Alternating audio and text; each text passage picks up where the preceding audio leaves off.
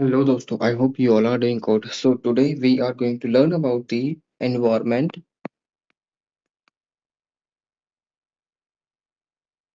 and human society.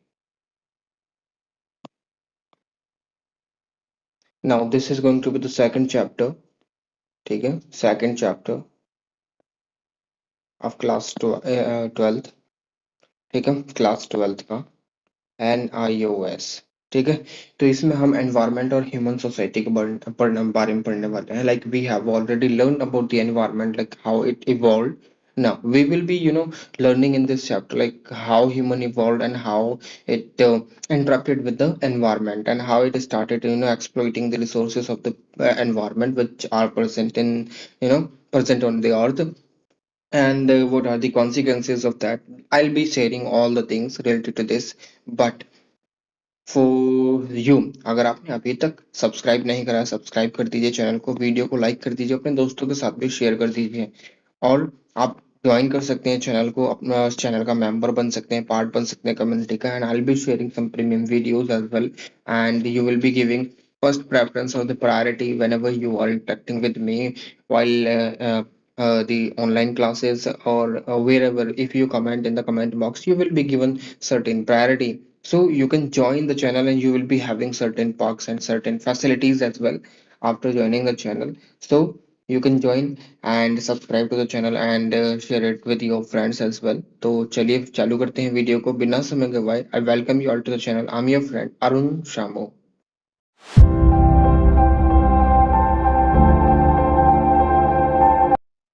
Now you have seen that environment and environment. मैंने आपको बताया था last class में भी कि we had certain incident at that point of time, like in 1750 में यहाँ से तकरीबन जो IR था वो स्टार्ट हो चुका था, and people were having this kind of knowledge in their mind, like people जो ना अपनी जो प्रॉब्लम्स थी उनको आसान करने के लिए इनोवेटिव तरीकों का इस्तेमाल करने लगे थे, and they started inventing new things.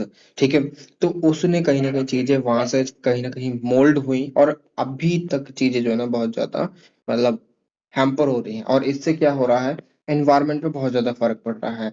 Like global warming हो रही है, ग्रीन हाउस गैसेस बहुत ज्यादा बढ़ रही हैं. ठीक है, इंडस्ट्रियल रेवोल्यूशन की बात कर रहा हूँ मैं. ठीक है, अब यहाँ पर देखिए, मान लीजिए मैं बताऊं, नोएडा में एक एग्जाम सेंटर है. ठीक है, आई ओन डिजिटल जोन, तो वहां पर जो है पेपर होते हैं. ठीक है, काफी सारे कॉम्पिटेटिव एग्जाम्स के. तो बेसिक सी बात ये है कि अगर जब आप वहां पर पेपर देने जाएंगे ना, तो यू विल बी सीइंग कि वहां पर जो है ना कोई भी एग्जॉस्ट नहीं लगा हुआ है. वहां पर जितने भी कंप्यूटर की हीट वगैरह जनरेट होती है, कुछ भी, अब वहां पर अगर पंखे भी चल रहे हैं, धूप वगैरह होती है, तो हीट जो है ना अंदर ट्रैप हो जाती है. अंदर ट्रैप होने के बाद जो है ना वो एकदम एक तरीके से चैम्बर बन जाता है, हीट का चैम्बर. अब वहां पर जो लोग पेपर दे रहे होते हैं और जो इन्विजिलेटर वहां पर काम कर रहे होते हैं, तो उनको बहुत ज्यादा सफोकेशन फील होती है. ठीक है, अब उसके लिए एक एग्जॉस्ट तो होना चाहिए था. अब यहाँ पर मेरा कहने का तात्पर्य ये है कि जो लोग हैं वो बहुत ज्यादा जो टेक्नोलॉजी का यूज कर रहे हैं instead of using simple hands and certain things. तो इससे कहीं ना कहीं एनवायरनमेंट पे बहुत ज्यादा इम्पैक्ट पड़ रहा है. ठीक है, तो देखिए, वैसे तो देखिए अब मैं चालू करता हूँ. ठीक है, ह्यूमन बींग्स, होमो सेपियंस सेपियंस, ये जो है ना कहीं बायोलॉजिकल नेम है किसका, ह्यूमन का. ठीक है, होमो सेपियंस सेपियंस, ये याद रखना है आपको. ठीक है, homo sapiens sapiens is the biological name of the human. ठीक है, इवॉल्व हुए हैं तकरीबन 2 मिलियन साल पहले, लाइक 20 लाख साल पहले उनका इवॉल्व हुआ है. they were having kind of small brain, but they started using that brain wisely, and it got evolved, and उनका फिर लार्जर ब्रेन हो गया, and that enabled them to think, सोचने समझने की शक्ति मिल गई उनको, और वो जजमेंट ले सकते थे क्या अच्छा है क्या बुरा है. ठीक है, इरेक्ट हुए, 2 पैरों पर चलने लगे. ठीक है, उनके फ्री हैंड बन गए. ठीक है, आज देखते हैं हम पंछियों को, देखते हैं हम.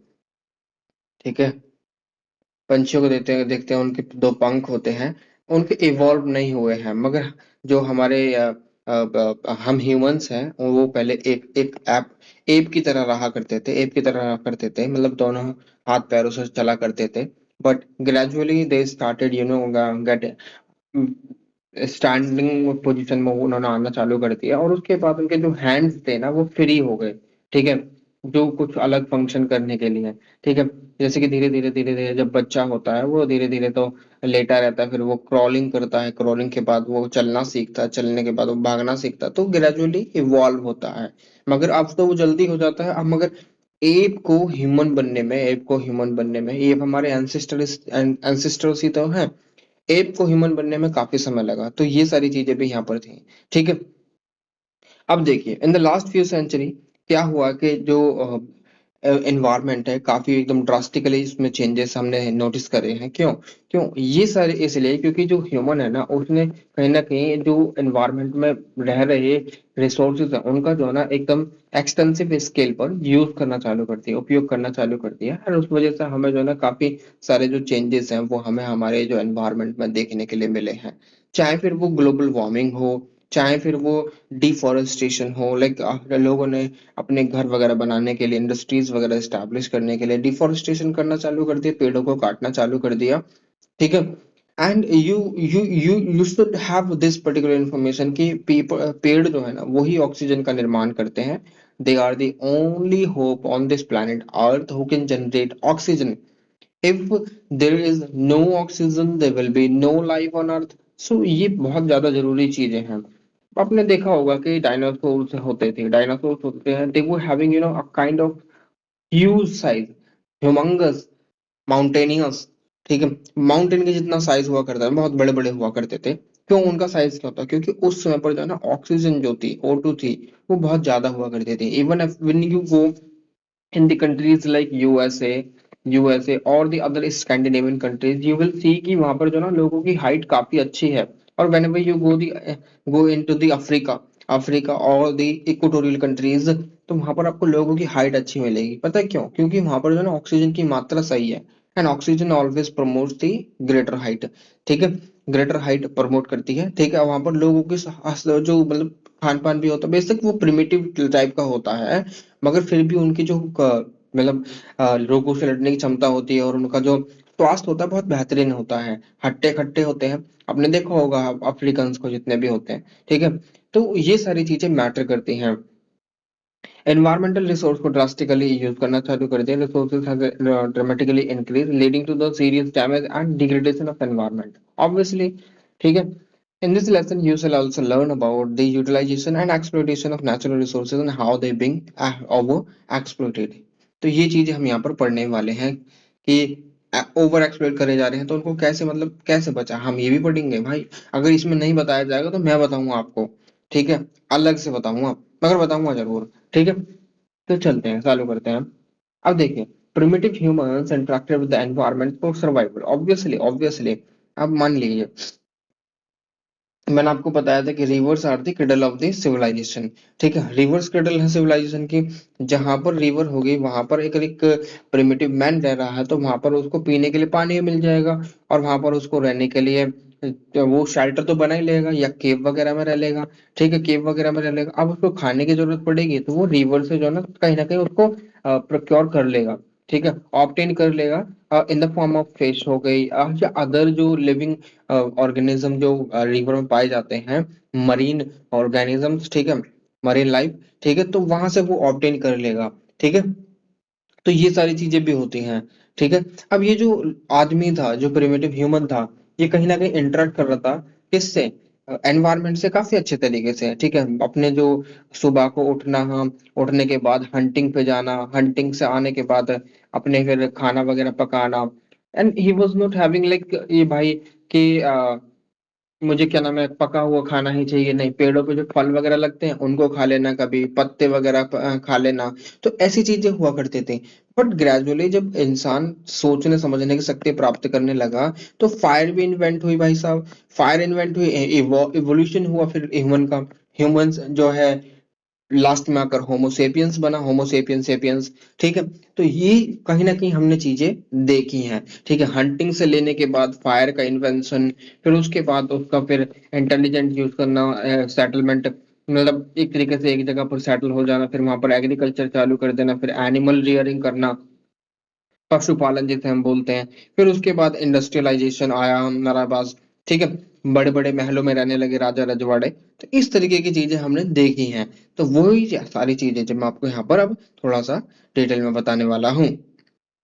डिटेल नहीं मैंने बता दिया, तो मैं अब आपको जो है शॉर्ट में बताता चलूंगा। As a human, as humans became more and more cultured, they devised means of using environmental resources for making life comfortable. Obviously उन्होंने बनाना चालू कर दिया, एनवायरमेंटल के रिसोर्सेज को यूज करना चालू कर दिया एक इस तरीके से कि जो उनकी लाइफ है वो कहीं ना कहीं कंफर्टेबल बने, और अपने आप को प्रोडक्ट करना चालू कर दिया। लाइक पीपल जो थे उन्होंने फिर पेड़ों को काट कर अपने लिए घर वगैरह बनाए, ठीक है, शेल्टर बनाए, उसमें रहने लगे झोपड़ी वगैरह में, ठीक है, जिसे हम ओवल हट भी बोलते हैं। ठीक है, ये चीज आपको यहाँ पर पता रहनी चाहिए। ठीक है, अब हम बात करें, देखिए इन सारी चीजों से कहीं ना कहीं एनवायरमेंट पर भी बहुत ज्यादा इम्पैक्ट पड़ा है। ठीक है, तो आप खुद समझिए, अगर आप किसी चीज को बहुत ज्यादा यूज करेंगे तो कहीं ना कहीं उससे कहीं ना कहीं इम्पैक्ट तो पड़ेगा ही ना। तो यही चीजें हुई थी। अब देखिए यहाँ पर लिखा है रिसोर्सेज किस कैसे कैसे रिसोर्सेज हो सकते हैं। ऑब्वियसली रिसोर्स जो होंगे वो कुछ ऐसे होंगे कि जो है कुछ एबायोटिक होंगे और कुछ बायोटिक होंगे। अब इन दोनों में फर्क क्या है, एबायोटिक और बायोटिक रिसोर्सेज। एबायोटिक ऐसे रिसोर्सेज होते हैं जो लिविंग थिंग्स में हम कंसिडर नहीं करते हैं।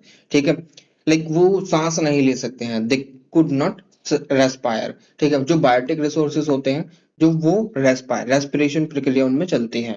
एबायोटिक रिसोर्सेज जैसे कि लैंड हो गया, वाटर हो गया, ठीक है, और आपका एनर्जी हो गया। ठीक है, ये एबायोटिक रिसोर्सेज में आते हैं। और आपका पेट्रोलियम नेचुरल गैस हो गया, और आपके मेटल और हो गए, मिनरल हो गए, मैं सॉरी ये नहीं, प्लांट नहीं, मिनरल एंड ये मिनरल, मेटल और एंड मिनरल्स हो गए। अब ये देखिए land, once you degrade a land, क्या आप उसको उसको उसी तरीके के जैसे कुदरत ने बनाई है वैसे कर देंगे? नहीं। अब 29% जो अर्थ का सरफेस है वो कहीं ना कहीं माउंटेन से ढका हुआ है, और उसमें भी अब फिर रॉक्स भी हैं, डेजर्ट भी हैं, फिर उसके बाद काफी सारी चीजें हैं, लैंड पर झील भी हैं, पानी वगैरह, रिवर वगैरह काफी चलती हैं। ठीक है, तो आप यहाँ पर देख सकते हैं कि अगर आपको लैंड को यूज करना है then you have to use the land wisely. ठीक है, ये दोबारा से मतलब रहेंगे present but they can not replenish. ठीक है, water water once the water is not available, ठीक है, पानी के जो है पीने का तो अवेलेबल ही नहीं है। ज्यादातर इंडिया में पानी की जो पॉसिटी है वो बहुत ज्यादा है। ठीक है, पानी की जो कमी है वो बहुत ज्यादा है। Even Delhi suffers when when summers come. ठीक है, Delhi suffers when summers come. ठीक है, जब भी समर्स आते हैं तब भी दिल्ली सफर करती है पानी से, तो पानी की अवेलेबिलिटी बहुत कम है। Even when I was preparing for the UPSC examination, तो उस समय पर मैंने एक बार पढ़ा था, एक ईयर में शायद आज से तकरीबन 4-5 साल पहले, कि चेन्नई ने सफर करा था। ठीक है, चेन्नई ने सफर करा था भाई साहब पानी से, वहां पर जो ना लोगों ने सॉफ्ट ड्रिंक पी थी, ठीक है, अपनी प्यास बुझाने के लिए। Now you can think about this कि पानी बहुत ज्यादा कहीं ना कहीं अहम रोल प्ले करता है हमारे लिए। ठीक है, ऑलमोस्ट 80% ऑफ द अर्थ का जो फ्रेश वाटर है वो फ्रोजन है। ठीक है, बस 20% ही अवेलेबल है लिक्विड फॉर्म में। वो भी वो भी कहीं ना कहीं हम यूज करते हैं इरिगेशन में। इरिगेशन में बहुत ज्यादा पानी यूज होता है, तकरीबन 80% पानी यूज होता है, वो भी फॉर इरिगेशन में, फॉरो इरिगेशन में। ठीक है, यानी अगर फॉरो इरिगेशन की बात करूं, ठीक है, तो काफी प्रकार के इरिगेशन होते हैं। ठीक है, फॉर इरिगेशन इरिगेशन की बात होती है कि यहाँ पर आपने मेड़ा बना दिया और बीच में पानी भर दिया पूरे ऊपर, फिर दूसरे में पानी भर दिया। तो एक तरीके से यहाँ पर जो है ना पानी में जितने भी मिनरल्स होते हैं, लाइक सॉल्ट वगैरह होते हैं, वो यहाँ पर जब पानी सूखता है तो सॉल्ट जमीन में रह जाते हैं, और सॉल्ट की जो फर्टिलिटी होती है वो डिक्रीज हो जाती है। साथ ही साथ जब हम पानी निकालते हैं कुआं खोदकर, मोटर चलाते हैं, यानी जो समरसीबल होते हैं, या फिर हम ट्यूबवेल बोलते हैं, ट्यूबवेल, ठीक है, ट्यूबवेल इरिगेशन बोलते हैं, वहां से पानी भरते हैं खेतों में। तो ट्यूबवेल के साथ रेत भी आता है, जो पानी जो मिट्टी के साथ मिल जाता है और रेत की फर्टिलिटी को डिक्रीज करता है, मतलब मिट्टी की फर्टिलिटी को डिक्रीज करता है। हम इंडस्ट्रीज में भी यूज करते हैं पानी को, बिल्डिंग कंस्ट्रक्शन में यूज करते हैं, फिल्स वगैरह को कल्चर करने में भी यूज करते हैं, ड्रिंकिंग के लिए और बाथिंग वगैरह के लिए भी हम यूज करते हैं ना। You can see the water having having बहुत सारे use. Energy, now comes the energy. Energy से आप क्या समझते हैं? देखिए एनर्जी बहुत ज्यादा, देखिए अब आपको एक चीज तो पता ही है कि भाई साहब एनर्जी है, एनर्जी है, energy is not like like बोल सकते हैं एम्पल अमाउंट में नहीं है, एम्पल अमाउंट में नहीं है, ये भी कहीं ना कहीं एक तरीके से लिमिटेड हमारे पास एनर्जी रिसोर्सेज हैं। Now you yourself think about it कि भाई साहब एनर्जी है, एनर्जी अगर एक बार एग्जॉस्ट हो गई, we will be able to replenish it, और we will be able to regenerate it. देखिए, हम एनर्जी जनरेट करने में कोल का यूज करते हैं, हम एनर्जी जनरेट करने में हम जो है, जो रिसोर्सेज पाए जाते हैं कोल वगैरह और यूरेनियम वगैरह, इनका यूज करते हैं न्यूक्लियर पावर प्लांट में। ठीक है। अब आप ये सोचिए कि अगर हमारे पास कोल खत्म हो गया, कोल खत्म हो गया, पेट्रोल खत्म हो गया, ठीक है, मिनरल्स खत्म हो गए, क्या फिर क्या होगा, फिर क्या होगा? तो इसीलिए हमारे पास एनर्जी के जो रिसोर्सेज हैं वो भी बहुत कम है। ठीक है। अब हमारे यहाँ पर जो है, जैसे कि दंडकारण्य प्लेटी हो गया, बस्तर प्लेटी हो गया, यहाँ पर जो है कोल के रिसोर्सेज पाए जाते हैं। इवन हमारे यहाँ पर जो है जो अदर रिसोर्सेज हैं, जैसे कि यूरेनियम U-35 तो डायरेक्टली नहीं मिलता है, ठीक है, मगर उसके जो सब्सटेंस है, सबस्ट्रेट है, जो कंपोनेंट्स हैं, वो मिलते हैं केरला की कोस्ट पर। ठीक है। तो वो वहां पर पाए जाते हैं, जैसे कि उसको बोलते हैं कुछ ऐसी नाम याद नहीं आ रहा भाई साहब मुझको। ठीक है। तो यहाँ पर एनर्जी के रिसोर्सेज हमारे पास कम है, मगर आज के समय में सरकार बहुत ज्यादा फोकस कर रही है कि बहुत मतलब अदर अदर जो एनर्जी रिसोर्सेज हैं, जैसे कि हमारा विंड एनर्जी हो गया, सोलर एनर्जी हो गया, और आपकी थर्मल एनर्जी हो गया, और आपके कुछ जो टाइडल एनर्जी हो गया, तो इन पर भी सरकार जो है फोकस कर रही है टू जनरेट। ठीक है। अराउंड 500 और समथिंग का टारगेट है, 590 और समथिंग, जो 2030 तक। ठीक है। एक मिनट में आपको चेक करके बताता हूँ। क्या टारगेट है, क्या टारगेट है?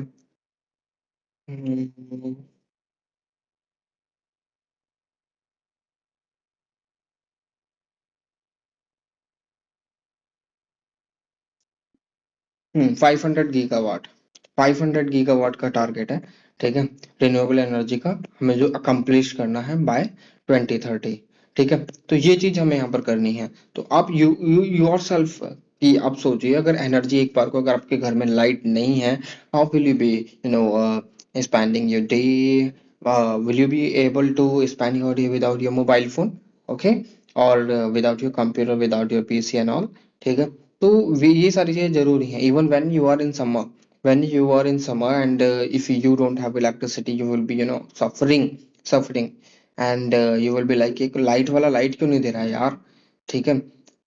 ना तो एसी चलेगा, ना कूलर चलेगा, ना पंखा चलेगा। So it is become the part of our life, जो एनर्जी है। ठीक है। ऐसे ही पेट्रोलियम और गैस का, अगर ये एक बार खत्म हो गया भाई साहब, हम इन्हें दोबारा जनरेट नहीं कर सकते। तो हमें जो है ना, कहीं वाइजली यूज करने चाहिए। पेट्रोल को जो है ना काला सोना भी बोला जाता है। ठीक है। यानी जो क्रूड ऑयल होता है, काला सोना बोला जाता है। Petrol is also called mineral oil, like petroleum, natural gas is a mixture of gaseous hydrocarbons. और आपको एक और चीज मैं बता दूं कि जो क्रूड ऑयल होता है ना, क्रूड ऑयल, यहीं से सारी चीजें निकलती हैं, लाइक कैरोसिन ऑयल भी निकलता है, पेट्रोल भी निकलता है, जैली भी निकलती है, जो हम जिसे हम मॉइस्चर लगाते हैं ना, मॉइस्चर लोशन वगैरह, वो भी कहीं ना कहीं यहीं से बनाया जाता है। ठीक है। और आपका डीजल भी यहीं से बनता है, और अदर जितने भी जो जो माइनर सब्सटेंसेस होते हैं, जितने पेट्रोल से बन सकते हैं, वो सब बनाए जाते हैं। ठीक है। मिनरल और मेटल, और ऑब्वियसली हम कहीं ना कहीं इनको भी कहीं ना कहीं एक्सट्रैक्ट करते हैं, कहाँ से? पृथ्वी से ही। और उसके बाद हमें इन्हें जो है ना, जो फर्नेंस होती है, जो फर्नेंस होती है, ब्लास्ट फर्नेंस, उसमें हम डालते हैं, और उसके बाद हम इनको मिनरल्स को सेपरेट करते हैं, सेग्रीगेशन प्रोसेस चलती है, उसके बाद हम इन्हें डिफरेंटली यूज करते हैं। ठीक है। अब देखिए, बायोटिक रिसोर्सेज की अगर मैं बात करूं, तो बायोटिक रिसोर्सेज में प्लांट्स आते हैं, और ये वही है जो कहीं ना कहीं सांस वगैरह ले सकते हैं। And we you frequently use these organisms. ठीक है। लिविंग और नेचुरल रिसोर्सेज बोलते हैं इनको, बायोटिक रिसोर्सेज को। ओके। तो और माइक्रो ऑर्गेनिज्म, जैसे कि आपका जो penicillium is being used to to generate insulin, और अदर यीस्ट वगैरह का यूज करा जाता है। और माइक्रो ऑर्गेनिजम्स का बहुत ज्यादा यूज होता है, जैसे कि स्टेम सेल वगैरह हो गए, स्टेम सेल से एक पर्टिकुलर ऑर्गन बनाया जा सकता है। तो micro organisms are being used very frequently to you know uh, not only to help the human, but also to know कि माइक्रो ऑर्गेनिज्म जैसे कि वायरस वगैरह होते हैं, ये भी इसी में आते हैं। और मगर जो वेस्ट वगैरह को भी कहीं ना कहीं, और जो अदर जो मतलब सड़ा हुआ रोटन जितने भी चीजें होती हैं उनको खत्म करने के लिए माइक्रो ऑर्गेनिज्म का यूज होता है। जैसे कि एक साइकिल चलती है ना, अगर आप मान लो आपने एक बॉडी उसको हवा में छोड़ दिया खुली हवा में, तो वहां पर वो सड़ने लगेगी। वो माइक्रो ऑर्गेनिज्म का डेट्राइटस बोलते हैं उनको, उनका ही रिएक्शन होता है। ठीक है। एक फूड चेन होती है जहां पर वो चलते हैं। लाइक ये कुछ तो कार्केसेस होते हैं ऐसे हैं जिनको कहीं ना कहीं जो वल्चर्स वगैरह हैं वो खा जाते हैं, कौवे वगैरह हैं वो खा जाते हैं। बट द रिमेनिंग पार्ट जो रहता है, जिसमें से कहीं ना कहीं एक तरीके से अनबियरेबल जो स्मेल आती है, वो उसको कौन खा रहा होता है उस समय पर? जो माइक्रो ऑर्गेनिजम्स होते हैं वो उस पे काम कर रहे होते हैं, जिनको हम डेट्राइटस बोलते हैं, जो डेड बॉडीज को खाते हैं। ठीक है। ये बात भी आपको यहाँ पर पता होनी चाहिए। The environment resources provide human substances for survival, entertainment, maintenance, decoration and for several other purposes. ठीक है। तो ये एनवायरमेंट हमें प्रोवाइड कराता है। ठीक है। चले आगे, चलिए। बाकी आप पढ़ सकते हैं, खुद भी पढ़ सकते हैं। ठीक है। आपको एक बार तो खुद ब खुद पढ़ना ही पड़ेगा पूरा का पूरा चैप्टर, तभी आपको थोड़ा सा मजा आएगा। ठीक है। तो चैनल को सब्सक्राइब कर दीजिए और वीडियो को लाइक कर दीजिए और ज्वाइन भी कर लीजिए। ठीक है। Relationship between the primitive human society and environment. अब हम पढ़ने वाले हैं कि प्रिमिटिव ह्यूमन सोसाइटी में और एनवायरनमेंट में क्या मतलब एक रिलेशन रहा है। Story of human evolution. देखिए यहाँ पर जी लिखी है ये चीजें, मैं आपको जो है सीधी क्या करूंगा, बताता चलूंगा। ठीक है। बताता चलूंगा, बाकी मैं आपको नाम वगैरह ये सारी चीजें हैं अभी बताऊंगा। आप ये स्टोरी सुनिए, स्टोरी सुनिए भाई साहब, स्टोरी जरूरी है, स्टोरी के बिना तो कुछ भी नहीं है भाई। बेगर स्टोरी का तो चैप्टर ही खराब है। अब देखिए स्टोरी यहाँ से चालू होती है। अब एक आदमी था, एक आदमी मतलब आदमी नहीं है उस समय जो ना एक एप हुआ करता था। एप हुआ करता था। Ape was just wondering here and there. दद्दू वाली आपने वो देखी है ऐड जो टीवी पर आती है, दद्दू। ठीक है। मिंटोस खाओ और दिमाग की बत्ती जलाओ। ये ये इलॉजिकल चीजें होती हैं सारी सारी। मिंटोस खाओ और दिमाग की बत्ती जलाओ। ठीक है। चलिए। एप जो था, एप जो होते थे, they were just using their all the hands, like हाथ भी यूज करते थे और पैर भी यूज करते थे। ग्रेजुअली ग्रेजुअली उन्होंने जो ना खड़ा होना चालू कर दिया और दे बन गए इरेक्ट। इरेक्ट बन गए। ठीक है। इरेक्ट बन गए, मगर उससे पहले मैं आपको एनवायरनमेंट की बताया तो ह्यूमन के बारे में बताएंगे। देखिए हमारी धरती बनी है, धरती का हमने ओरिजिन देख लिया, बन चुकी है। ठीक है। सबसे पहले जो माइक्रो ऑर्गेनिज्म बने थे वो वाटर में बने थे। वाटर में बने थे, उनका इवॉल्व हुए और वो कहीं ना कहीं एक तरीके से मरीन एनिमल बने। मरीन एनिमल बने और उसके बाद वो इवॉल्व होकर फिश वगैरह बने। फिश से जो ना हमारे कहीं ना कहीं क्रोकोडाइल बने, क्रोकोडाइल से अलग अलग मतलब जरूरी नहीं है यही चीज बनी है। ठीक है। और भी बहुत सारी चीज इवॉल्व हुई है। ठीक है। तो हम डायरेक्ट उस पर इवॉल्व होकर एप पर आ जाते हैं। एप पर आ जाते हैं तो एप ने फिर इवॉल्व करा, तो अलग अलग यहाँ पर जो है स्टेजेस पर अलग अलग ह्यूमन की जो स्टेजेस रही हैं। अब वो स्टेजेस मैं आपको बताऊंगा। ठीक है। अब एनवायरनमेंट तो हुआ, एनवायरनमेंट में साथ ही साथ एप को यहाँ पर जो है ना जब बुद्धिजीवी बनने लगा ये, तो बुद्धिजीवी पहले तो ये हंटिंग करता था और क्या नाम है पेड़ पौधे खाया करता था, उसकी रूटें खाया करता, जड़ वगैरह। ठीक है। और कहीं ना कहीं वो जो फल वगैरह लगा करते थे वो खाया करता था। बट जब ये बुद्धिजीवी बना, उसके अंदर दिमाग आने लगा, तो इसने भाई फायर का इन्वेंट करा।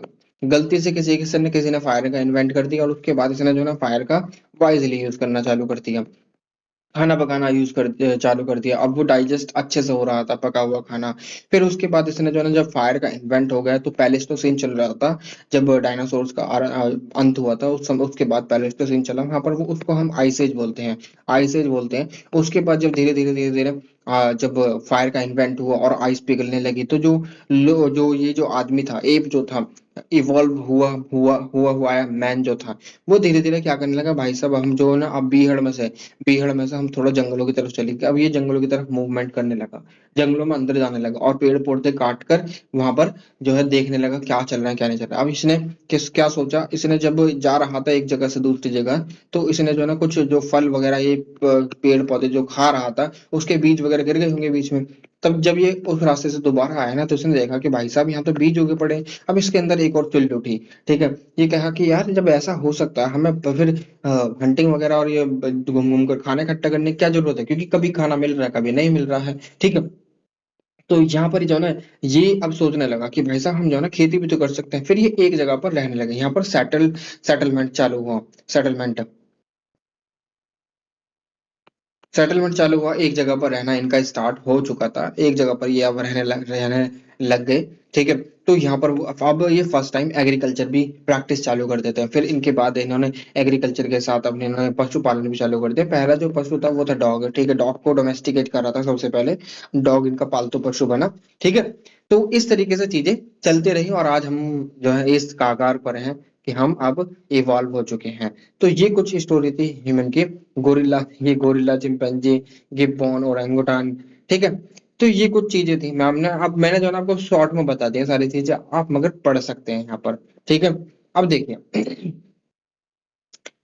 एस्ट्रोलोपिथिकस पिथिकनस, ठीक है, एस्ट्रोलोपिथिकनस, ये 5 लाख 50 लाख साल पहले इस तरीके का हुआ करता था आदमी, हमारी जो मतलब एंसेस्टर हुआ करते थे। मगर 2.5 लाख साल पहले, यानी 25 लाख साल पहले, इस तरीके का होमो हैबिलस, हैबिलिस ये इसका नाम हुआ करता था, ठीक है। तो 2.5 लाख से 25 लाख साल पहले ऐसा हुआ करता था, ठीक है। अब मैं बात करूं कि होमो इरेक्टस मतलब आदमी ने सही से खड़ा होकर चलना चालू करा था कब, वो तकरीबन 15 लाख साल पहले, 15 लाख साल पहले, ठीक है। और इस समय पर जो ऑस्ट्रो एस्ट्रोलोपिथिकस जो था वो कहीं ना कहीं क्रूड टूल वगैरह का यूज करा करता था।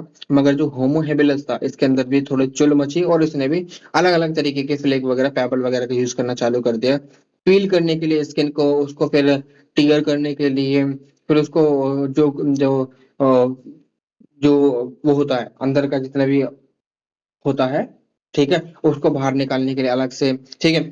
फिर उसको फिर रॉ ही खाता था, ठीक है। तो यहाँ पर app man who walked erected, पहला आदमी था जो ये ऐसा खड़ा होकर चलना चालू करा था। फिर उसके बाद ये तो खड़ा ही होता गया, ठीक है। फिर उसके बाद ये खड़ा होकर भागने भी लगा था, ठीक है।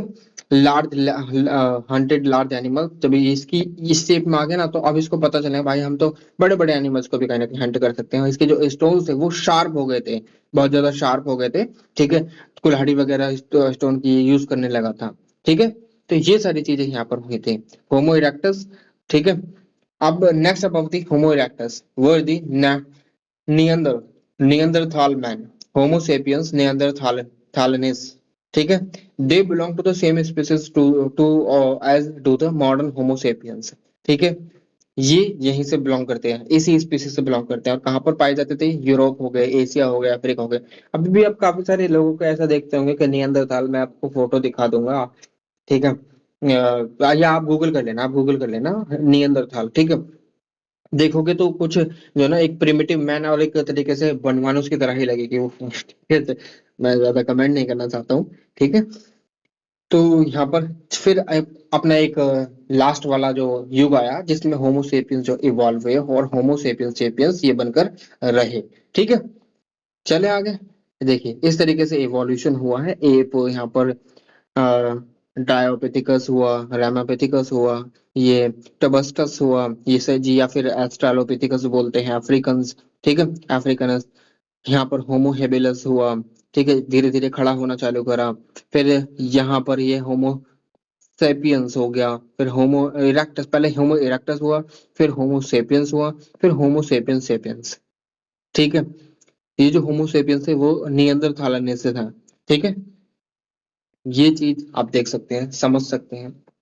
हाँ, ये तो मैंने आपको बता ही दिया, primitive humans as hunter gatherers और नोमैड्स। नोमैड्स यानी घूम घूम कर अपना खाना इकट्ठा करने वाले, ठीक है। चलिए, हाँ, फ्लिंट का मतलब ये मुझे नहीं पता था, तो मैंने चकमक पत्थर, ठीक है, चकमक पत्थर जिससे आग वगैरह जलाई जाती थी, ठीक है। Tool making by the primitive humans and discovered of fire, ठीक है। अब ये तो आपको पता ही है कि क्या क्या करते थे, एनिमल को हंट वगैरह करते थे और फिर टूल वगैरह बनाए, ठीक है। तो ये सारी चीजें यहाँ पर लिखी हुई हैं। Homo erectus made better tool with stone and tradition of making tool passed on to homo sapiens and Neanderthals, ठीक है। नियंदरथाल मैन जो था वो काफी मिलता जुलता था होमो सेपियंस से, ठीक है। टूल जो होमो इरेक्टस ने बनाए वो फ्लिंट टूल के थे, चमकदार पत्थरों के, ठीक है। काफी पैने भी रहा करते थे ये, जैसे कि आज के समय में गिलास जो होता है, शीशा, ठीक है। कहाँ पर मिला करते थे ये? क्वार्ट्ज शीशे से बने हुए वॉल्केनिक रॉक, जिसे हम ग्रेनाइट बोलते हैं। ग्रेनाइट, हाँ ग्रेनाइट बोलते हैं शायद। ग्रेनाइट पत्थर जो होते हैं, ठीक है। चलिए, the stone hand axes, Homo erectus ने अपने लिए एक हैंड एक्स भी बनाई, ठीक है, उसका एजेस जो शार्प थे, ठीक है, हैमरिंग के लिए भी यूज होती थी और चिपिंग अवे के लिए, जो फ्लेक होता है यानी फ्लेक जो होता है बॉडी का अदर पार्ट जो होते हैं जो वेस्टेज होते हैं उसको यूज करने के लिए भी, बोन को काटने के लिए और हार्डवुड को काटने के लिए भी, ठीक है। तो ये सारी चीजें यहाँ पर हुआ करती थी इनके द्वारा, और ये कुछ टूल्स हैं जो आप यहाँ पर देख सकते हैं, ठीक है। Tools lower Palaeolithic made by homo erectus, tools of mid Palaeolithic, tools made by homo sapiens of Neolithic, tools of upper Palaeolithic, ठीक है। अपर पैलियोलिथिक, अब सोच सकते हैं ऐसे टूल्स थे, मतलब बहुत शार्प हो गए थे, ठीक है। Tools of Neanderthals, knives, pins, needles और फिश हुक और हार्पून्स, ये सारे टूल्स हो जाना बनाए गए थे, ठीक है। ये समझ गए आप। तो यहाँ पर एक तरीके से इनके द्वारा कोऑपरेटिव हंटिंग भी करी गई थी, कोऑपरेटिव हंटिंग करी गई थी कि भाई साहब मिलकर चल रहे हैं और बड़े बड़े एनिमल्स को मारा गया था, फिर उनको जो है ना अपने कबीले में लेकर आया गया और उनको मजे से खाया गया, ठीक है, मजे से खाया गया। बाकी आप पढ़ सकते हैं, यहाँ पर लिखा है elephant, woolly rhinoceros, bisons, wild horse, bear, wild cattle, wild boar, wild और बिग गेम हंटर, ये कहीं ना कहीं इनको बोला गया बिग गेम हंटर। मगर धीरे धीरे जब ये एक साथ रहना चालू कर देते हैं तो फिर यहाँ पर जो ना न्यू स्टोन एज और नियोलिथिक में जो ना हमें पहले जो अवशेष मिलते हैं मेहरगढ़ में, हमारे इंडिया में तो मेहरगढ़ में हमें देखने के लिए पहले अवशेष जो कहीं ना कहीं एग्रीकल्चर यहाँ पर चालू हुआ था, यानी मेहरगढ़ में हमने सबसे पहले देखा कि कहीं ना कहीं जो एग्रीकल्चर प्रैक्टिस यहाँ पर स्टार्ट हो गई थी, इसीलिए नियोलिथिक एज को बोला जाता है एज ऑफ एग्रीकल्चर ही बोला जाता है, ठीक है। The primitive human homo erector discovered fire more than 2 lakh years ago, and discovery of fire had profound influence on their life. Obviously fire का तो भाई साहब बहुत ज्यादा यूज करा इन्होंने, ठीक है। तो यहाँ पर fire brought about cultural evolution, एक साथ रहना भी चालू कर दिया था उन्होंने, आगे तक उन्होंने एक्सप्लोरेशन भी चालू कर दिया था, ठीक है, नेचुरल रिसोर्सेज का, ठीक है। अब यहाँ पर उनकी जो लाइफ थी वो सेटल चालू होनी हो गई थी, ठीक है। पहले तो वो केव्स वगैरह में रह रहे थे, मगर धीरे धीरे अब उन्होंने अपने लिए झोपड़ी वगैरह झोपड़पट्टी में रहना चालू कर दिया, ठीक है। पहले वो फॉजर्स थे, फॉरेजर, ठीक है। क्यों? वो अपने जो खाने के लिए घूमा करते थे, सर्च करा करते थे, but once they have they got the knowledge of agriculture, they started settling at a place and started working and growing other the crops as well, ठीक है। सो दैट कि जो उनकी जो खपत है, मतलब अपने खाने पुने की जो व्यवस्था है वो कर सकें, ठीक है। From archaeological study it is clear that foreigners lived in temporary oval like hut shelters, ये झोपड़ी इस तरीके की बनी रहती है ना गांव में, जो घास फूस से बनी रहती है, झोपड़पट्टी सी, ठीक है, ये चीज यहाँ पर होती थी। तो वो इसी प्रकार की हट में जो है रहा करते थे, ठीक है। वंस टूल्स वर इम्प्रूव्ड, आप एक बार डालकर देखिएगा ओवल हट, ठीक है, ओवल हट ये वाला वर्ड, ठीक है। Once tool were improved, fire discovered and cultivation of field began and human started settling down, ठीक है। और वो ग्रुप में रहने लगे थे। जस्ट अ सेकंड ना। Origin and evolution of agriculture and domestication of animals, ठीक है। They roamed forest for food and lived in caves, man, ये तो आपको पता ही है। As human built temporary shelter began to stay together, ठीक है, फिर वो इंटेलिजेंट बनता गया और उसने कहीं ना कहीं एग्रीकल्चर करना चालू कर दिया, ठीक है। अराउंड 12,000 साल पहले ह्यूमन ने जो ना कल्टीवेट करना चालू करा था क्रॉप्स को, ठीक है, और उसने जो ना कहीं ना कहीं जो cultivation also attracted animals which could tap for eating, ठीक है। जैसे कि पहला जो डॉग था वो डोमेस्टिकेट करा गया था ह्यूमन के द्वारा। The idea of agriculture for getting continuous और relatively stable food supply, agriculture का आइडिया ऐसे लेते हैं कि भाई साहब हमें खाने की कमी ना पड़े और कंटिन्यूसली हमारे पास फूड की जो सप्लाई बनी रहे, ठीक है। इससे हमारी जो प्रिवेंटिव एग्रीकल्चर सोसाइटीज जनरेट हुई थी 10,000 साल पहले, ठीक है। ये बात आपको समझ में आ गई। चलें आगे। अब आगे चलकर जो ना जो मैन है वो कहीं ना कहीं इरिगेशन भी चालू कर देता है, और जो है पहले तो वो स्टोन के यूज करता था सारे के सारे टूल्स वगैरह, अब वो मेटल के यूज करना चालू कर देता है, ठीक है। तो इस वाले जो इवॉल्व पीरियड को बोलते हैं एग्रो हॉर्टिकल्चर सोसाइटीज, ठीक है। फिर आगे चल के जो वैलीज, जो फर्टाइल वैलीज थी वहां पर जो ना फूड जो सरप्लस में बन गया, ठीक है। कल्टीवेट कर रहे थे लोग, जितना खाते थे जो बच जाता था बस उनको तो सरप्लस बोलते हैं ना, अब वो ट्रेड करा जाएगा, ठीक है। अब यहाँ पर जो है ना डोमेस्टिकेशन भी चालू कर दिया था। First domesticated animal was dog, ठीक है। मेंटेन फिशरीज, उन्होंने मछली पालन भी करा, ठीक है। Further improvement in cultivation domestication of animal encourage human settlement by the river bank and the valleys. This primitive agrarian society evolved and practiced traditional agriculture. ठीक है, ये देखिए कुछ हंटिंग एंड गैदरिंग, फिर उसके बाद primitive agriculture society, food shelter, agro horticulture societies, food shelter and clothing. उसने फिर उन्होंने अपने जो बर्तन भी बनाने चालू कर दिए थे इस समय पर। फिर उन्होंने जो है कहीं ना कहीं जो जो पशु है उनका इस्तेमाल करना चालू कर दिया था अपने काम में, जैसे कि खेत की जुताई वगैरह में। तो एक तरीके से यहाँ पर जो सोसाइटीज, एग्रेरियन सोसाइटीज इस्टेब्लिश हो गई थी। ठीक है, चले आगे। चलिए, डोमेस्टिकेशन ऑफ एनिमल जो मैं आपको अभी बता चुका हूँ। ठीक है, once human became permanent settler their population began to increase. अब उनकी जो पॉपुलेशन जब इंक्रीज होने लगी तो वहां पर जो है धीरे धीरे सरप्लस जिनके पास था वो गुड्स को एक्सचेंज करने लगे। एक गुड्स के बदले यानी चावल के बदले गेहूं, गेहूं के बदले कुछ, और गेहूं के बदले और उसके बदले कुछ। तो ऐसी चीजें होने लगी, तो इसको बोलते थे हम बार्टर सिस्टम। ठीक है, बार्टर सिस्टम थोड़ा सा मैं आपको डिटेल में समझाता हूँ। मान लीजिए कि आपने जो है गेहूं उगाए हैं, ये व्हीट उगाए हैं, और मैंने जो है क्या बना, राइस। और तीसरा, ये कहीं ना कहीं जो है ये उड़द की दाल।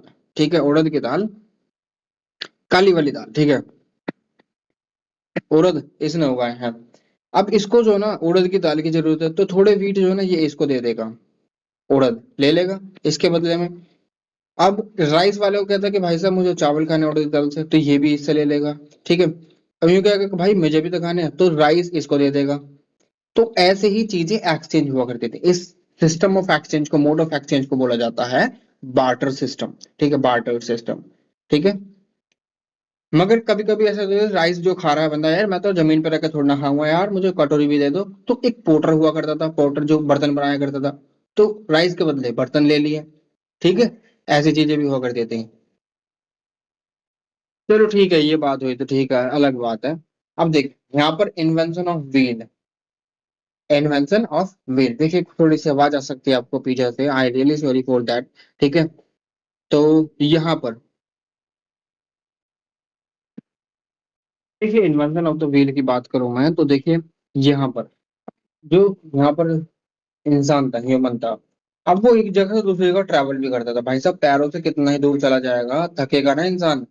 तो भाई साहब एक कहावत है इस संदर्भ में, वो मैं आपको बता देता हूँ कि need is the mother of all inventions. And यही हुआ, need is the mother of all invention, that is why invention took place. ठीक है, इन्वेंशन टुक प्लेस। ठीक है, तो इसीलिए इन्वेंशन हुए। तो यहाँ पर अब आदमी को समझ में आने लगा, भाई साहब यार इतनी दूर तक कैसे ट्रेवल करूंगा मैं, बेकार है यार, पैर वैर थक जाएंगे मेरे और छाले भी पड़ जाएंगे। तो उसने सोचा यार कुछ ऐसा करा जाए कि यार आसान हो जाए थोड़ा सा ट्रैवल करना। और भाई साहब ये जो मुल वगैरह हुआ करते थे और कैमल वगैरह, ये तो भाई भाई बहुत बहुत दूर तक चला करते थे। अब इनका तो यूज कर ही रहे थे वो। अब ऐसा भी हो कि यार एक जना तो एक चलो मुल पर बैठ जाए या कैमल पर बैठ जाए, मगर अगर परिवार जाए साथ में तो क्या होगा। तब उन्होंने दिमाग लगाया और तब हमें इन्वेंशन हुआ व्हील का। मगर किसने करा invention, we have no idea about this. उस समय पर हम, मैं तो बिल्कुल भी जिंदा नहीं था, I don't know about you. ठीक है, कि आप जिंदा थे या नहीं। ठीक है, तकरीबन 5000 पहले, 5000 साल पहले जो इन्वेंशन है व्हील का हो चुका है। इराक, सीरिया और टर्की में इसके हमें सबसे पहले अवशेष देखने के लिए मिले। जो फर्स्ट व्हील था जो व्हीकल से जुड़ा, कार्ड को पुल करा, वो डंकी के द्वारा था, एंड देन हॉर्सेस। ठीक है, ग्रीक और रोमन्स ने उनको यूज करा था जब उन्होंने वार वगैरह लड़ी थी, तो उस समय पर इनका बहुत ज्यादा यूज हुआ था। ठीक है, चले आगे। तो यही सारी चीजें हैं, सॉलिड वुडन व्हील वगैरह इन्वेंट हुए। फिर उसके बाद जो लकड़ी के व्हील थे उनको डिस्कार्ड कर दिया गया था। अब सॉलिड वाले जो थे वो अच्छे थे, मतलब टिकाऊ थे, तो उनका यूज होने लगा। जैसे कि रिक्शा में, ऐसे तो पहले रिक्शा चला करते थे, फिर बग्गी चलने लगी, फिर बग्गी ऐसी हो गई, घोड़ा टांगे बोलते हैं, फिर ऐसी हो गई। ठीक है, फिर ट्रैक्टर आए भाई, इन्वेंट हो गया, फिर कार हो गए, फिर ट्रक हो गए, फिर एरोप्लेन। ये तरीके से इन्वेंशन ऑफ व्हील इसी तरीके से चला है। Wooden wheels were heavy, and once metal were discovered, metal wheels were with replaced the wooden wheels as they were much lighter and stronger. बहुत ज्यादा उनकी ड्यूरेबिलिटी थी. अब बिगिनिंग ऑफ द इंडस्ट्रियलाइजेशन, अब मानिए, ये मानिए, the growth of agriculture was accompanied by making tools and provided crude agriculture implement. अब ये जो कुछ एग्रीकल्चर इम्प्लीमेंट बचे हैं, जैसे कि भाई राइस उगाए हैं, RICE, ठीक है, राइस उगाए हैं, या फिर आपने व्हीट उगाए हैं, व्हीट उगाए हैं, चलो इन्हें खा लिए, जितना खा लें ठीक है, जितना खा लें ठीक है, मगर जो बच गया उसका क्या करेंगे? वी कैन स्टोर इट, ठीक है. बट मान लीजिए दूर दराज के राज्य में अगर कोई खाना चाहता है या फिर लेना चाहता है इन व्हीट को, क्यों, क्या करेगा? ट्रेड चालू होगी. जब सरप्लस प्रोडक्शन हो रहा है तो बचा हुआ जो बचा हुआ जो फूड है वो क्या होगा? उसके ट्रेड करी जाएगी ऑब्वियसली. अपने खाने के लिए बचा कर, जितना बचा है उसको बेच दो. जो बेचा जाएगा जो बेचा जाएगा उसको बेचने के लिए बोलते हैं ट्रेड. हमने बार्टर सिस्टम देखा, बार्टर सिस्टम से फिर उसके बाद धीरे धीरे धीरे धीरे जब चीजें बहुत ज्यादा वो हो जाती हैं, ओल्ड हो जाती हैं, तो उसके बाद हमने देखा कि एक करेंसी का सिस्टम भी आता है, करेंसी चलती है फिर, ठीक है. मोड ऑफ एक्सचेंज फिर किससे डिसाइड होता है? करेंसी से. आना वगैरह चला करते थे, ठीक है. जो निक्शा निक्शा पहली करेंसी हुआ करती थी गोल्ड कॉइन, ठीक है, सबसे पहली करेंसी गोल्ड कॉइन हुआ करती थी, ठीक है. अब यहाँ पर देखिए, अब देखिए भाई साहब, ये खराब भी तो होगा, खराब भी तो होगा. मैं 1750 की बात करता हूँ पहले तो, यहाँ जहाँ चलिए वहां से चलता हूँ. खराब तो उसको एक्सचेंज कर दो. ट्रेड स्टैब्लिश हुई, ट्रेड एस्टेब्लिश हुई दूर दूर के दराज राज्यों से, ठीक है. अलग अलग सिविलाइजेशन थे, जैसे कि हड़प्पा के समय में मेसोपोटामियन सिविलाइज और इजिप्शियन सिविलाइजेशन हुआ करती थी. और हड़प्पन सिविलाइजेशन ने जो है ना इंडिया के साथ भी कहीं ना कहीं नीचे, जो वहाँ गोल्डफील्ड आपने नाम सुना होगा, जो द्राविडियन लोग थे उनके साथ भी कहीं ना कहीं ट्रेड करी है. अब ग्रेजुअली जो ट्रेड थी वो विकसित हुई, ट्रेड विकसित हुई, और लोगों के पास और ज्यादा सरप्लस रहने लगा, लोगों को कपड़ों की भी जरूरत पड़ने लगी. तो यहाँ पर 1750 में इंडस्ट्रियलाइजेशन चालू हुआ, ठीक है. इंडस्ट्रियलाइजेशन चालू हुआ, मगर यहाँ से जब इंडस्ट्रियलाइजेशन चालू हुआ था ना, इसने एग्रीकल्चर को और ज्यादा बढ़ावा दिया, और हमारे पास और ज्यादा सरप्लस रहने लगा, ठीक है. अब वो जो सरप्लस था, अब वो बाहर बाहर कंट्रियों में भेजने लगे, ठीक है, कंट्रियों को मदद देने लगे, बेचने लगे, तो ट्रेड और बढ़ने लगी, व्यापार बढ़ने लगा. अब उसके बाद चीजें जो है ड्रास्टिकली चेंज हो गई, ठीक है. अब यहाँ पर देखिए, इसमें क्या लिख रखा है? जो सबसे पहला इंडस्ट्रियलाइजेशन था वो वुड एंड स्टोन का था. ऑब्वियसली जो नियोलिथिक मैन ने यूज करे थे, जो मेसोलिथिक मैन ने यूज करे थे, प्रिमिटिव मैन से तो सही थे. जो पैलियोलिथिक जो मैन था वो यूज कर रहा था. तीन स्टेज थी, पैलियोलिथिक, मेसोलिथिक, नियोलिथिक और चैल्कोलिथिक. यहाँ पर कॉपर का यूज हुआ था, यहाँ पर स्टोन का यूज हुआ था, ठीक है. और मेटल का फर्स्ट टाइम यहाँ पर यूज हुआ था, ठीक है. मगर जब हड़प्पन सभ्यता आई थी ना, वहां पर जो ना उनके जो हड़प्पन सभ्यता थे, उनको जब आर्यंस आए थे, आर्यंस का इन्वेजन हुआ था इंडिया में, ठीक है. तो वो अपने साथ मेटल लेकर आए थे, आयरन, तब हमारे पास आयरन आया था, ठीक है. ये बात भी आपको ध्यान में रखनी है. तो यहाँ पर सबसे पहले जो अगर चेंजेस आए थे ड्रास्टिकली, वो इसी चीज में आए थे कि वुड एंड स्टोन हमारे पास जो कहीं ना कहीं एक तरीके से पहने हो गए थे, जो नियोलिथिक में हमने देखे थे, ठीक है. It was unspecialized and required hard labour to mine flint rock mine वगैरह, इतनी सारी चीजें हुआ करते थे, ठीक है. तो धीरे धीरे जब चीजें उनको समझ में आने लगी, तो ऑब्वियसली चेंज तो आने ही थे, तो चेंज बहुत ज्यादा आए. व्हील का निर्माण हुआ, बिल्डिंग कंस्ट्रक्ट हुई, माइनिंग हुई, ठीक है. ये कब हुआ? 1750 के बाद में होने लगी चीजें, ठीक है. ये आप समझ गए ना. Human discovered copper, iron, bronze और स्ट्रॉन्गर टूल्स उसने बनाए. फिर पॉटर्स ने हाई टेम्परेचर पर जो है ईंटें वगैरह बनानी चालू कर दी, ठीक है. फायर ऑल्टर हो गया, उसको सब्जी भी वगैरह वो बनाने लगे थे, ठीक है. अब from bronze age to iron age, from 7 to 16th century BC, human began to use iron to make weapons and found it much superior to bronze, ठीक है. 1200 BC में क्या हुआ? वेस्ट एशिया, ईरान, टर्की में had come out of the bronze age and entered into the iron age. Iron age चालू होती है यहाँ पर, ठीक है. Iron tools weapons replace those of made of bronze, ठीक है. अब देखिए factors that led to the growth of industrialization. Technical development कहीं ना कहीं इंडस्ट्रियलाइजेशन की तरफ हमें लेकर गया है. इकोनॉमिक डेवलपमेंट, सबके पास सरप्लस होने लगा, ट्रेड करने लगे, पैसा भी आने लगा, ठीक है. इन्वेंशन ऑफ व्हील, एक जगह से दूसरी जगह जाने में आसानी पड़ गई, ठीक है. तो उसके बाद हमारा बिगिनिंग ऑफ माइनिंग, हमने माइनिंग करी, उसके बाद हमने कोल वगैरह निकाला, तो हमने जो है लाइट वगैरह का निर्माण करा, ट्रेनें वगैरह चलने लगी, एग्रीकल्चर सरप्लस होने लगा, एग्रीकल्चर में हमने काफी सारे इनोवेशन करे, हाई यील्डिंग वैरायटी सीड लेकर आए, पेस्ट रेजिस्टेंस वैरायटी लेकर आए, अभी भी जेनेटिक क्रॉप लेकर आई जा रही हैं, जैसे कि बीटी ब्रंजल, बीटी कॉटन, ठीक है। तो इसके बाद हमने ब्रोंज एज, आयरन एज वगैरह हमने देखे, हम तो अब सही चल रहे हैं, ठीक है। लैंग्वेज डेवलप हुई, ठीक है, लोगों के बीच में कल्चरली जो है एक्सचेंज होने लगे, लैंग्वेज डेवलप हुई, ठीक है। अब यहाँ से चालू होता है beginning of the natural resources, अब आप इसे योर सेल्फ पढ़ सकते हैं, ठीक है। Beginning of the exploration of natural resources, और आज हम इसका तादार पर हैं प्रेजेंट डे में। तो आप मुझे पढ़कर अपनी जो राय है इस बारे में दीजिएगा, अपनी जो कमेंट है कीजिए नीचे कमेंट बॉक्स में, आई will be really you know happy for that, ठीक है। अब आप जो है, ये आपका जो चैनल है चैप्टर है खत्म होता है, आप चैनल को सब्सक्राइब कर सकते हैं, वीडियो को लाइक कर सकते हैं, अपने दोस्तों के साथ शेयर भी कीजिए, सो दैट कि they also get the benefit out of it, ठीक है। और ज्वाइन कर सकते हैं, आप चैनल को मेंबर बन सकते हैं, ठीक है, इस चैनल का पार्ट बन सकते हैं, your contribution really immensely appreciated, ठीक है। सो ज्वाइन कीजिए, चैनल का पार्ट बनिए, and you will be having access to certain premium things as well, ठीक है। तो अभी तो फिलहाल के लिए इस वीडियो में इतना ही, आपसे फिर से मुलाकात होगी एक और नई वीडियो में एक और नई इन्फॉर्मेशन के साथ, मगर चैनल को सब्सक्राइब कर दीजिए, ठीक है, नीचे सब्सक्रिप्शन का बटन भी आ रहा है, वो भी दबा दीजिए, और बेल का आइकन भी दबा दीजिए, ठीक है, सो दैट कि जब भी मैं अपलोड करूँ वीडियो तो you get the notification at the earliest, ठीक है। तो चलिए मिलते हैं एक और नई वीडियो में एक और नई इन्फॉर्मेशन के साथ, तब तक के लिए मैं आपसे विदा लेना चाहूंगा। जय हिंद।